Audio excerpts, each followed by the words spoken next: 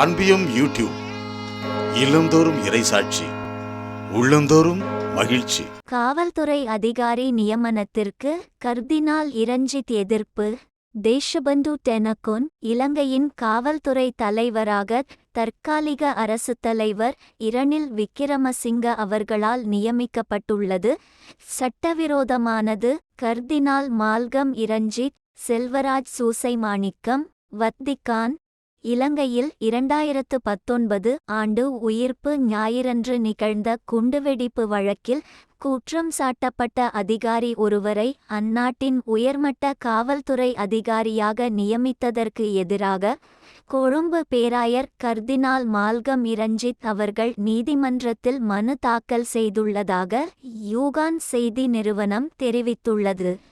தேஷபந்து டெனகோன் அந்நாட்டின் காவல்துறை தலைவராக தற்காலிக அரசுத் தலைவர் இரணில் விக்கிரமசிங்க அவர்கள் நியமித்துள்ள வேளை இதனை எதிர்த்து மார்ச் 12 இச்செவ்வாயன்று உச்ச நீதிமன்றத்தில் மனு தாக்கல் செய்துள்ளார் கர்தினால் இரஞ்சித் என்று அச்செய்தி நிறுவனம் மேலும் தெரிவிக்கிறது.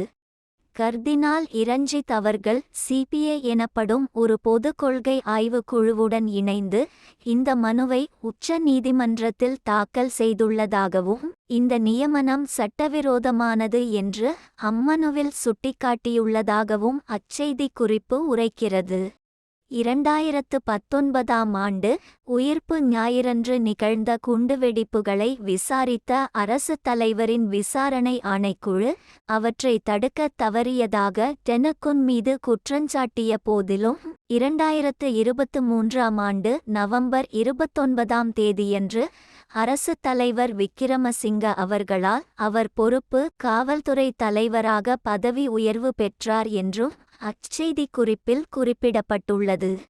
கொழும்பில் உள்ள 3 கிறிஸ்தவ வழிபாட்டுத் தலங்கள் மற்றும் 3 சொகுசு உணவு விடுதிகளில் ஒரே நேரத்தில் குண்டு வெடித்ததில் வெளிநாட்டினர் உட்பட 273 பேர் கொல்லப்பட்டனர் மற்றும் 500க்கும் மேற்பட்டோர் காயமடைந்தனர்.